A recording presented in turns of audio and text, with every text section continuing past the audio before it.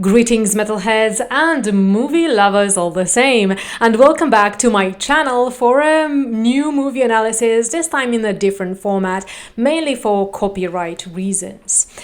If you have been following me for a while, you might have noticed that among the sea of metal lyrics analysis, I have a couple of movie analyses as well, the latest being for Lords of Chaos, the story of the black metal band Mayhem, exploring the dark humor of the film, which I think has been largely misunderstood. So my video essay was in defense of the movie, an unpopular opinion.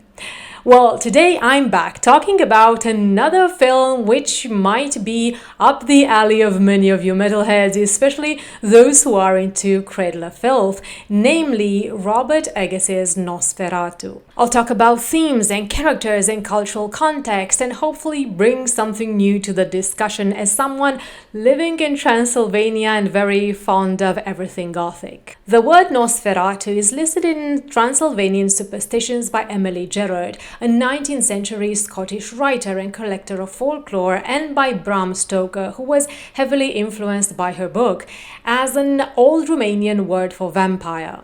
In reality, no Romanians make any mention of that word, so either Gerard actually heard a handful of Romanian peasants say that word way back when, or she misquoted them, or she invented that word completely. We simply don't know. I initially assumed it was derived from Latin, from nox, night, and fer, bearing, so the bringer of night, a play on words for Lucifer, the bringer of light. But if I had to choose one Romanian word that sounds a lot like it, that would be Nesuferitu, meaning the insufferable, which sounds like a plausible name for the devil. I mean, we do call the devil Necuratu, meaning the unclean, so why not Nosferatu? The U at the end is the definitive article, like the, which modern Romanian spells UL, as in Dracul, the devil, but which appears as U in older Romanian, and the L is omitted.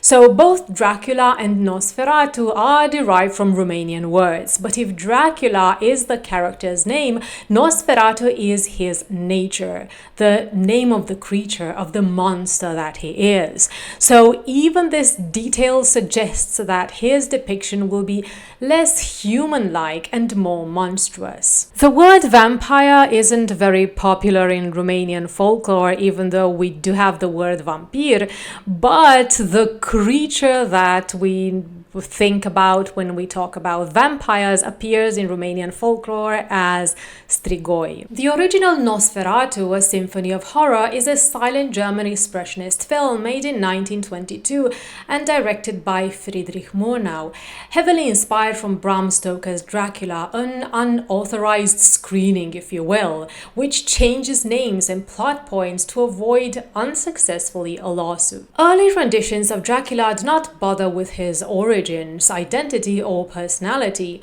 Other than his Transylvanian aristocracy, we know nothing about him for 70 years since the character of Dracula appeared. He is a monster whose only purpose is his lust for blood, and the fact that he lacks an identity demonstrates that he is a symbol. He represents cultural taboos, murder, lust, and sexual promiscuity, bodily fluids, corpse as the filthiest of things, and the absence of that breath of God which is common to all of his creation, namely a soul. In other words, he represents godlessness. So the monster represents otherness, every anomaly or repressed thoughts and feelings humankind disposed upon an other. He is objection, to employ the term of Julia Kristeva, something that disgusts and horrifies, and that also pushes boundaries, including the boundary between the self and the other, so that which is horrifying in ourselves. After the 1970s, Dracula begins to take on an identity and is more explicitly linked to Vlad Tepes the Impaler, the 16th century Romanian prince of Wallachia, called back then Țara Românească. This started with Curtis's Dracula movie and all the way to Coppola's, where Vlad Tepes is rehabilitated as a Christian hero fighting against the invading Turks, as he is still seen in Romania today, rather than the tyrant and sadistic ruler that some people conceptualize him as. And in Dracula 2000, his origins go even further in time, all the way to Judas Iscariot, hence his bane being silver. And vampires in general have become more and more human in the fiction of the last 4 decades, nearly indistinguishable were it not for their beauty, high sex drive, and of course bloodlust. Every book or film is partly a representation of its zeitgeist, a reaction to the predominant discourse of the time, whether it is endorsing it or opposing it. So Murnau's 1922 depiction of Nosferatu would have probably evoked with German audiences the popular discourse of the invading other, the Eastern foreigner who has come to live parasitically off the good people of Germany, feeding off them and bringing upon their world a plague. After all, vampires and Jews were equated in Nazi discourse, and perhaps Nosferatu's appearance illustrates this idea. This does not, however, mean that Nosferatu in any way condones Nazi discourse, but just to contextualize the possible interpretations that the time when the movie was produced. Like Murnau's decade influenced by the aftermath of World War I and the Spanish flu, Egges's Nosferatu also follows a period of uncertainty in COVID and economic challenges, but focuses less on the idea of the other as an external force and more on it as an internal one. So what Eggers does is return to this dehumanized monster who has no redeeming quality and gives us no reason to empathize with him, very unlike Coppola's charming Dracula. Hence becoming once again a symbol, which in the spirit of our age is more psychologized. He is mental illness. He is a dark side of ourselves. So now let's finally delve into Egges's movie and see what he brings new to the myth of Dracula and how the vampire's depiction here may represent our zeitgeist. As I explore different aspects of the film, I will also go over the plot, but I assume most of you watching this have already seen it. If not, please do, because I will spoil the plot and much of the symbolism. The character of Ellen Hutter becomes the protagonist, more than the gothic trope of the damsel in distress of medieval origins, enhanced with psychological exploration of female sexuality, but which still made her little more than an object of desire and a victim, a beautiful, vulnerable thing. And Eggers goes way beyond this with his female protagonist. And even though Murnau was the one who first gave the female protagonist a more important role, Eggers takes this much further. And he does so without falling into the trap of contemporary media of the strong female trope or the bait and switch, where female agency is artificially enhanced with the sole purpose of subverting traditional narratives and or gender roles without adding any more depth to the female character. Not at all. And he has shown us in the previous films, Eggers stays true to historical accuracy, making his story believable within the time period that he chooses to represent. So Ellen Hutter is a young German woman who is plagued by epileptic seizures and somnambulism since childhood, and characterized by a sensitivity of perception which is interpreted in her time as hysteria, but which will translate in the film as an inclination for the occult or supernatural. Ellen distances herself from those around her, feels misunderstood and lonely, developing melancholia or depression. In cultures all across the world, sleep has been seen at least some point in history as the temporary death of both body and reason, a state in which the sleeper is susceptible to supernatural influences, gods sending revelations, spirits of the dead bringing messages, or demons trying to possess them and sow seeds of evil thoughts in their mind. Hence why disorders like somnambulism, epilepsy, or schizophrenia were linked historically to trance-like states, granting sight into another world, or in other words, magical powers or supernatural knowledge. Ellen's 19th century urban environment isn't as superstitious as all that, and she is only seen as hysterical, a catch-all term for women's physical afflictions and behaviors which are outside the norm, ranging from anxiety to borderline personality disorder and schizophrenia. Hysteria as a term comes from the Greek word for womb and as an illness meaning wandering womb, so a displacement of the uterus, and it dates from the oldest Egyptian medical text, a papyrus on gynecology, which was used for nearly 4 millennia to describe women's medical conditions which had no other explanation at the time. So Ellen suffers from this and is marginalized. As a teenager, she already struggles with the need for connection and companionship. She is in need of a guardian angel, a spirit of comfort. The film opens with a gorgeous scene evoking both ecstasy and horror of Ellen in a trance-like state, invoking an unnamed entity from any celestial sphere, she says, only half seen in shadow, and asking it to come. The entity is, of course, Nosferatu. Young Ellen calling for a guardian angel and receiving instead an evil groomer strongly recalls another Gothic favorite of mine, Phantom of the Opera by Gaston Leroux. There, an orphaned Christine was told by her late father that he would send her from heavens a guardian angel to watch over her. So when the phantom begins to speak to her, a disembodied voice, praising her and teaching her to sing divinely, she believes this musical genius is none other than the angel of music. And he lets her believe this, exercising his power over her. So both relationships, Ellen's and Nosferatu's and Christine and Phantom's, start from a young woman's loneliness, need for comfort and companionship, and longing to be valued, all of which the male figure will then exploit.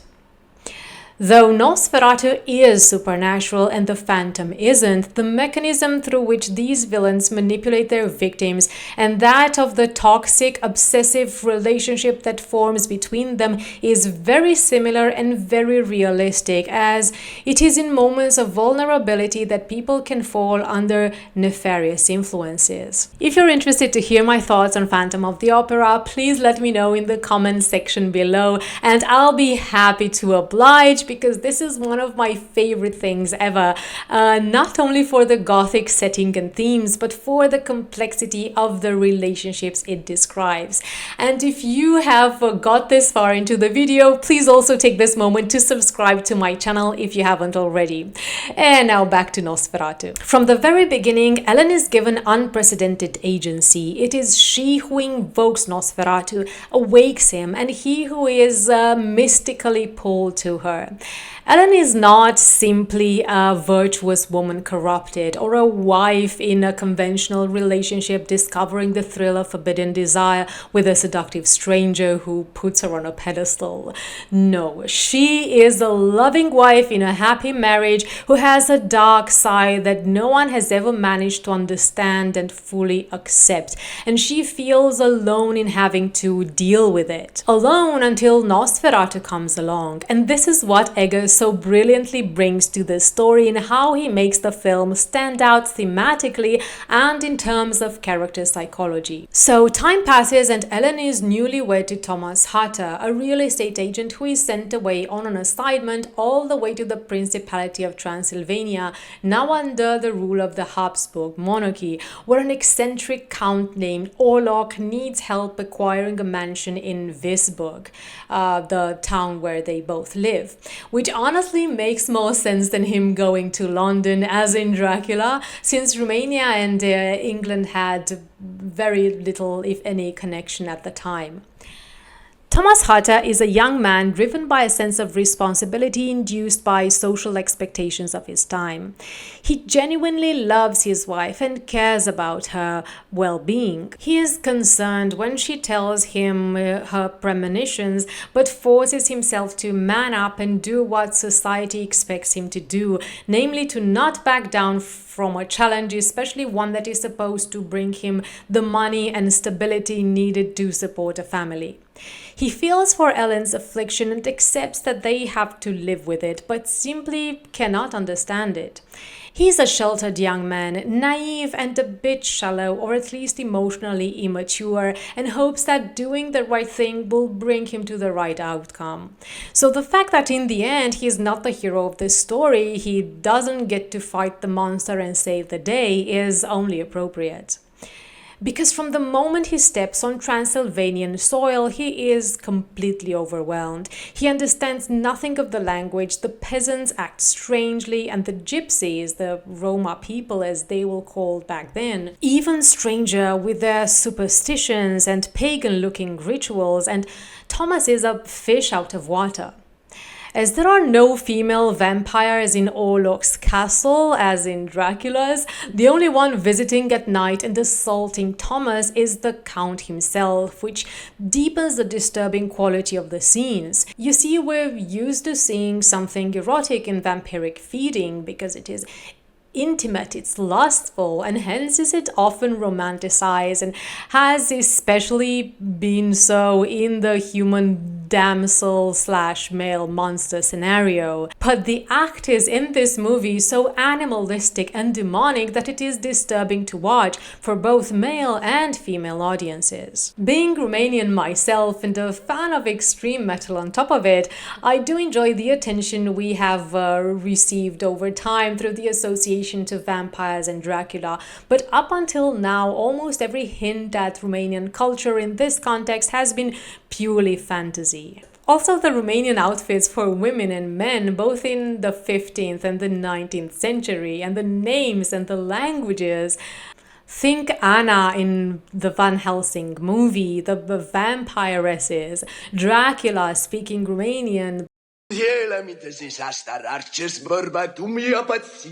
I mean, I love Gary Oldman, but that's not even close. Robert Eggers didn't have to make Orlok more Romanian than Stoker's Dracula. He could have just gone with the fantasy look and no one would have batted an eye.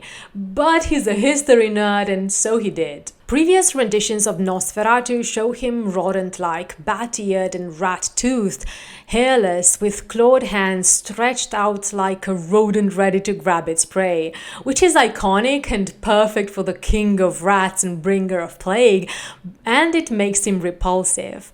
But Eggers wanted to go beyond it and made him look like an undead Vlad the Impaler.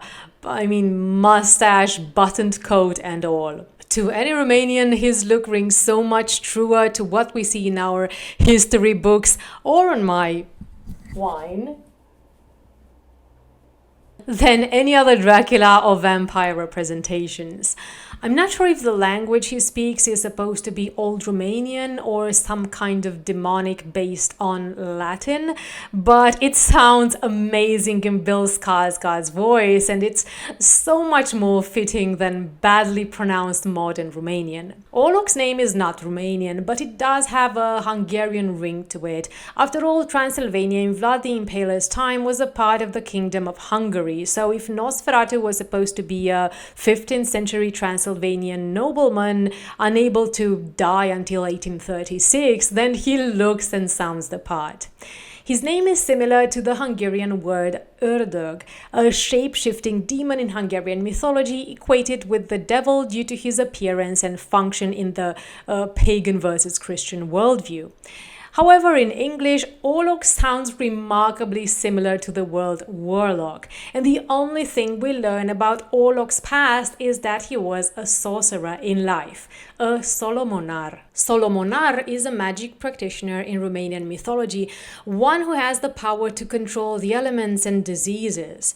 Legends of such sorcerers are multiple, and like much of folklore, they seem to derive from pagan times and were morphed under Christianity under the guise of of superstition, either into forces of good, who could heal and bring good weather, the name deriving from the biblical King Solomon, who could open and close the skies, or disciples of the devil, some stories claiming that a school of magic was hidden underground somewhere deep under Transylvanian mountains and called the Scholomans, or in Romanian Șolomanță or Solomonorie, where the teacher was the devil himself, and the Solomonar could travel through the skies shrouded in a cloud of darkness. And now Orlok's outstretched hands make more sense. It's not necessarily because he's out to grab you, but he's casting a spell, and his shadow is traveling across the world, able to possess in sleep. How awesome is that? And what's even more exciting is that it is exactly this propensity for magic which bonds Orlok and Ellen together. For Ellen too is a sorceress, even if she hasn't used her powers yet. Romanian folklore say that both Solomonar and vampires are marked from birth, and whether they exercise their powers or not, they're still apart from everyone else, more inclined to do evil, and there is no escaping their fate. A really cool thing, and I swear I'm not making this up, is that I once had an old woman from the countryside telling me when I was a kid that I'm potentially a strigoi, which is basically another word for vampire, as I mentioned before, because I was born with a tooth, and this is apparently one of the signs that someone is marked to become a strigoi after death. Me, a vampire? Who would have thought? So Ellen is the one who awakes Orlok from his sleep and summons him to her. They both have magical powers.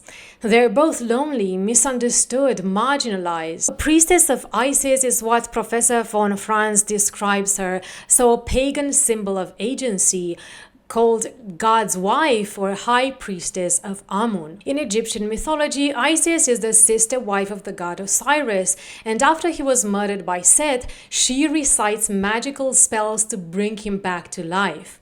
In the poem of the Lamentations of Isis, dating from the 2nd century BC, she calls for his soul to rejoin the living with these words: "My heart grieves for you, my eyes search for you, and I am seeking you in order to behold you, to see you, to see you.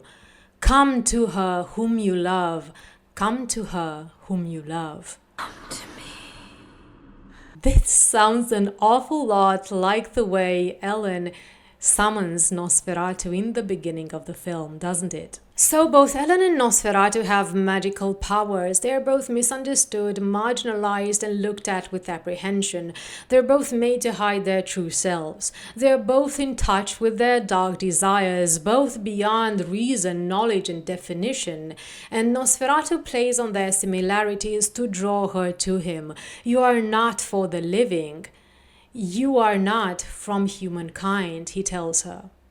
On a psychological level, he represents every base impulse in her: her carnal lust, her morbidity, her disassociation, her depression, everything that is abnormal about her. He is her dark side, her dark half. While people either pity her or are annoyed by her or try to sweep these abnormalities under the rug, as even Thomas does when he asks her not to speak of morbid things, Orlok can turn them into power, perhaps even teach her how to wield magic just like he did. They are one, and there are numerous visual parallels between Orlok and Ellen, like we have that intense scene where Thomas sees Ellen and Orlok juxtaposed before his eyes, interchangeable, showing both his own trauma at the hands of Orlok and his apprehension, realizing their similarities. And this is the brilliance of it. At play in this story is not just mental illness, it's not just repressed sensuality, and it's not just magical powers and demonic possession. It's all of these combined. Professor von Franz explains demonic spirits more easily obsess those whose lower animal functions dominate. Demons like them, seek them out. There is some extraordinary convergence of circumstances that made Ellen so special to Orlok. She was somehow touched from birth, as I have mentioned before, and exerting so much power over him and he over her. And hence she is the only one who can end him.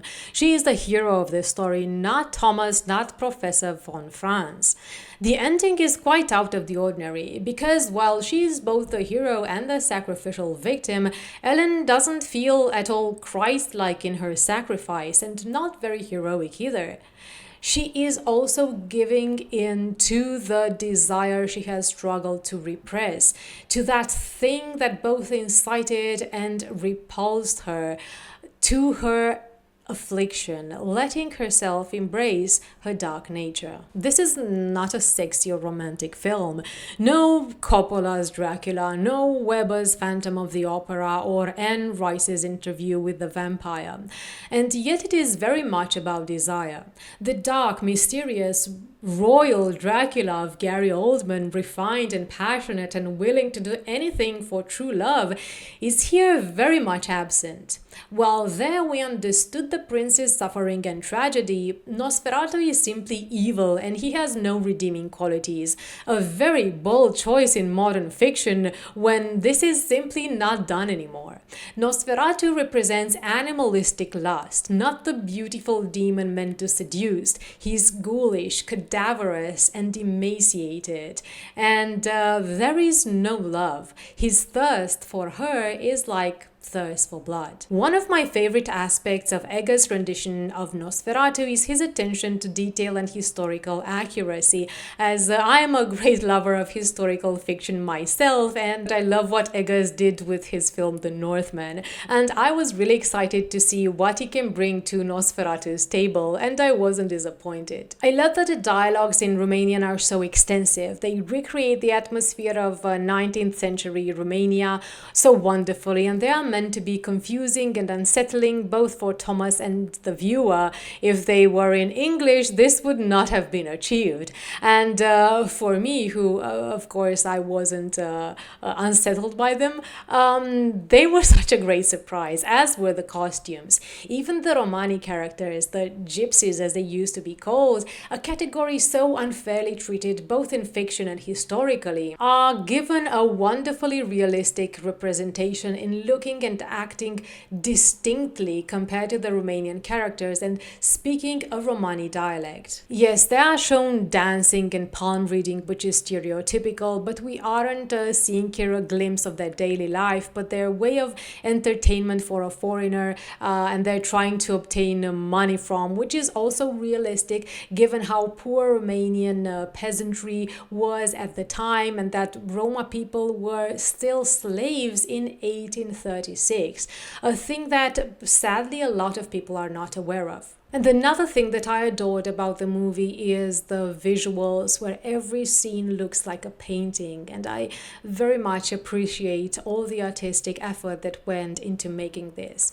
That being said, I would not say definitely that the film on the whole was flawless. On the contrary, it did have some problems with pacing, which personally bothered me, but otherwise, in all the respects that I have talked about before, I found it to be fascinating and a wonderful piece of contemporary fiction. And I'm really happy that directors like Eggers exist and they choose to tackle historical settings with a lot of accuracy and with a lot of attention to detail and artistic taste. So these were my thoughts, or a summary thereof, on Robert Eggers's Nosferatu and of the context and the lore and some of the symbolism behind it. And if you're into extreme metal, consider watching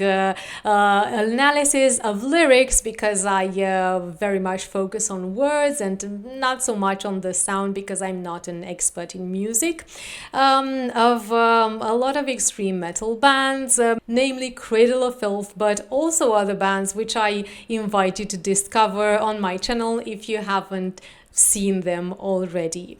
So if you're interested in my future analysis, please subscribe to my channel if you haven't already, and stay tuned for my next analysis of movies, or more frequently metal lyrics. Thank you so much for watching, and I'll see you next time.